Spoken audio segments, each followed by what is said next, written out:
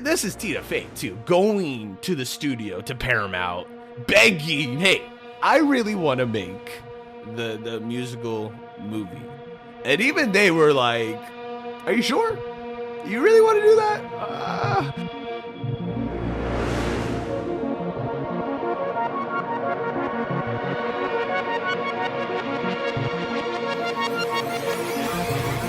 Get in, loser, because we're about to review Mean Girls, the 2024 musical movie adaptation of the musical adaptation of the movie adaptation of the book. Seems about right. It is finally the 20th anniversary since the original movie came out, starring Lindsay Lohan, Rachel McAdams, Amy Poehler, Tina Fey, Tim Meadows, so many. It was a big cast when that movie came out. And what I love about what I consider to be like cult classics from that time is that they were so constrained by budget, by studio, by ideas, that I really feel like that is what brings out the best ideas. That's what brings out the best improv, what brings out the best performance when you are really challenged and put to the test and you have very minimum resources. I feel like that can bring out the best in you. And sometimes having all the resources in the world and the biggest budget in the world and the biggest runtime ever can maybe not really take you as far as you hope. Now, I went into this new Mean Girls movie with, I don't want to say like high expectations, but I'm a fan of the original. I really am. That was a movie. That was a DVD we had in my household growing up. You know, you always popped in your favorite movies like Hot Rod, Step Brothers, and Mean Girls. You know, these were movies that you put on and everybody would just laugh and crack up and could relate to this character, that character. Everyone saw themselves as someone else. You know, all of the quotes, all the phrases, everything just still till this day. You know, and I rewatched the movie in preparation of the new one.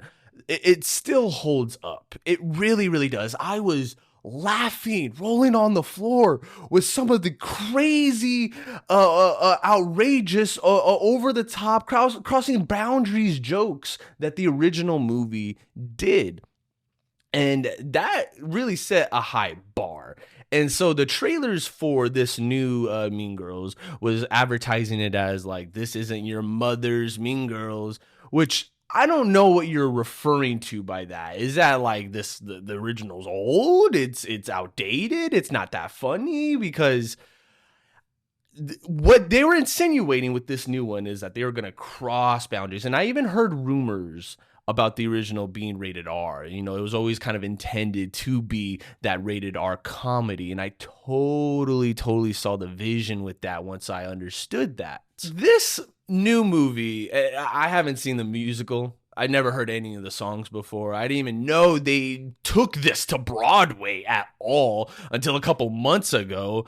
I was excited about the fact of a return to the story, the franchise. You know, I guess, you know, fans would have just rather had a sequel. You know, I totally see a sequel happening for the original where like all the girls move on and, you know, they're all grown up now and maybe, you know, high school reunion, maybe, you know, that stirs things up and brings things up and you know, everyone's kind of back to their old shenanigans again. And you can see how even, you know, as you grow up, you know, you still got a little bite in you, you know, you always have that little bite in you, you know, but they opted, Tina Fey. This is Tina Fey too, going to the studio to Paramount, begging, hey, I really want to make the musical movie.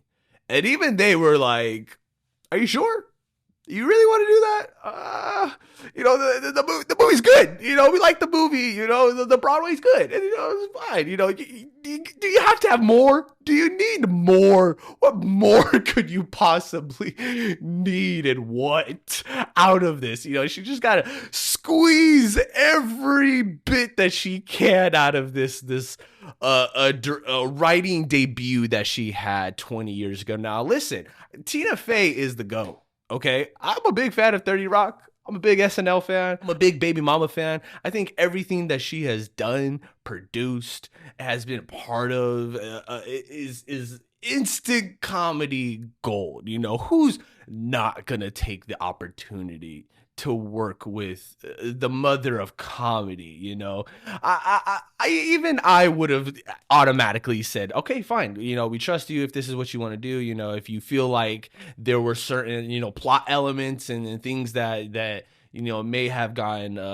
untold or unsaid, you know, from the movie, things that you want to dive deeper into, you know, emphasize on, then all right, fine, we'll give you a budget. We'll give you your choreographers. We'll give you your gaffers, your lighting crew. We'll give you confetti, all the confetti you could possibly want and need for your big musical, and hopefully it does good, man. And you know what? I was one of the people that saw the trailers and, you know, kind of crossed my arms and was like, do we need this? Do we really, really need this?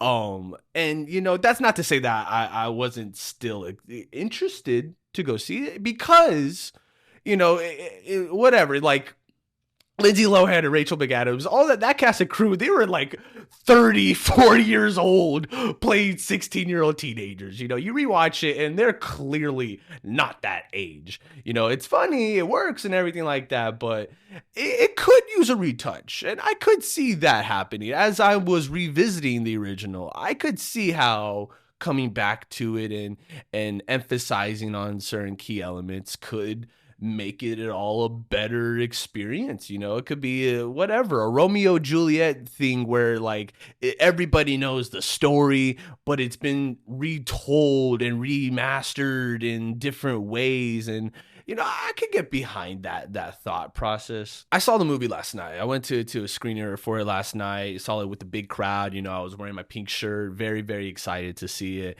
and everybody loved it. I loved it. It was hilarious. You know, the comedy was good. All the laughs worked. All of the song numbers worked. All the dance numbers were amazing. Sure. It was technically a really good movie. It was. But why do I have this sense and this feeling like it was kind of missing a little something? A little edge? A little originality? Because you got people like Tina Fey and Tim Meadows reprising their roles, playing the exact same characters. And yo, I am never gonna doubt Tim Meadows. I think he's hilarious. I think anytime you bring him out of retirement and use him, he will go all the way. I'm disappointed at how they used themselves again, because they're literally giving the same performance. They're literally saying the exact same dialogue and lines from the original movie. They're not shaking anything up besides, you know, maybe adding like, oh, they possibly live together and are married, but we'll never see a wedding ring. We'll never see them kiss or them go home or anything like that. Like, there was clearly stuff they wanted to do but didn't do because they had to cut out a lot in order to make room for all of these song and dance numbers. If you know me, you know that I'm a musical guy. I like Tick Tick Boom. I like my Mamma Mia's. I like my Elton John, Rocket Man. You know, whatever have you. You know, I'll always go and sit down and watch a musical and really try to immerse myself into that. I really think that level and form of filmmaking is very challenging. You know, just speaking as a guy that used to shoot and direct music videos. You know, I love the idea of mixing that with script elements, you know, interweaving and woving, you know, that kind of level of storytelling. So with this, I thought that could be an interesting challenge. You know, I just was disappointed at how underutilized a star cast was. John Hamm as the coach. They take out the scandalous, you know, him sleeping with the underage girls at his students, you know, that I thought that bit was hilarious in the original. It works in that because it's like real stakes. It's like real drama. It adds to how deep the Burn book goes. You know, it's not just an outdated Joker reference or anything like that. It actually has to do with the stakes of the story. So for them to take that element out, or to not even go deeper into that, like show him get arrested, show like the consequences of the gossiping, of the rumors, of things getting out of hand, of people not stepping forward when they should, like there's a lot of lessons that could be told in Mean Girls, I feel. But this movie just wanted to opt out for the lessons, opt out for all of any new themes, new elements that we can bring to the movie. And let's just do some awesome big songs and dances. And you know what? They're good. I'm going to give them 10 out of 10 for it, because I can't even sit here and lie and tell you guys like, oh, well, the story was bad and the music was bad. Like, no, like the story was, it's literally the exact same thing. Nothing new, nothing refresh about it. Jenna Fisher, Pam Beesly plays the mother in this. One element that is exciting about it, but she literally has at least 2 minutes worth of screen time. At least.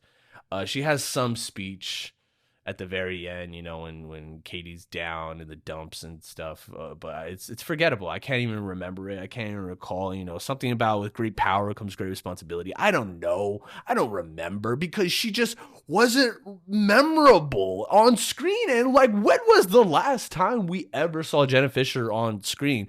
What was that Will Ferrell movie? Oh my God, what was it? Blades of Glory? Was that the last time she was on the big screen? I think she's a great actress. I would have loved to seen her be more involved. Maybe she gets called to the school, has to meet the principal. Why did it have to be literally the exact same script? And I mean, we've had issues with movies like this in the past. Lion King was a big one, where it technically visually is a phenomenal movie. It does what it needs to kind of do, but it's the same story. You've heard it, and it's a story that's been retold of other stories and other stories time and time again. As every art form is kind of just, a readaptation of something that came before itself. So I walked away entertained, pleasantly happy with everybody's performance. I think the cast is great. I really think everybody shines and has their moments on screen. There's an awesome cameo at the very end of one of the original cast members, and you know what, like, the embargo drops today. I don't really mind spoiling it for you guys, because they already spoiled it by having her show up at the red carpet. Like, I don't know what they were thinking by doing that. It's like, what if Andrew Garfield and Tobey Maguire showed up for the red carpet of No Way Home? That would have been dead giveaway, dead giveaway. This movie is definitely made for the TikTok generation. The ones that record themselves dancing and singing and all that. This is definitely made for those people. I just didn't feel like the movie was made for a wider audience. That's why the original works so well. It works for parents. It works for the teachers. It works for the students, for the girls, for the boys, for everybody, all genders, everyone from all races, all backgrounds. It kind of like unites everyone and everything, and makes and reminds you towards the very end that like we're all not so different. And this movie is just like, let's just sing, let's just have a good time with this and that. One of the most annoying songs, I will say, was the Regina George song, where she literally just sings, "My name is Regina George and I am a big deal. My name is Regina George. Yes, I'm a big deal." I think that's how the song goes, but it was kind of wow, like, wow. Well, I'm sure Lin-Manuel Miranda didn't write this at all. Listen, I'll give this movie 5 out of 5 fetches. This movie was absolutely, totally fetch. Absolutely fetch. Totally fetch. The fetchiest fetch that you could fetch and fetch.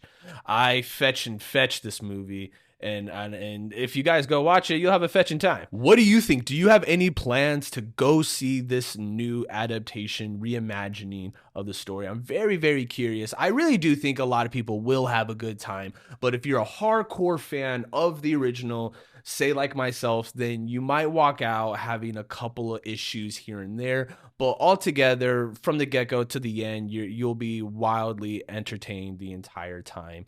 I'm very curious. Let me know in the comments below or tweet at me at It's Isaac Joel. This has been my first review of 2024, guys, and you are listening to The Critics with Agents of Fandom. I am your host, Isaac Joel. We're going to be doing a lot of these reviews this year. We have so much more content coming out for you guys. Please like and subscribe to this channel.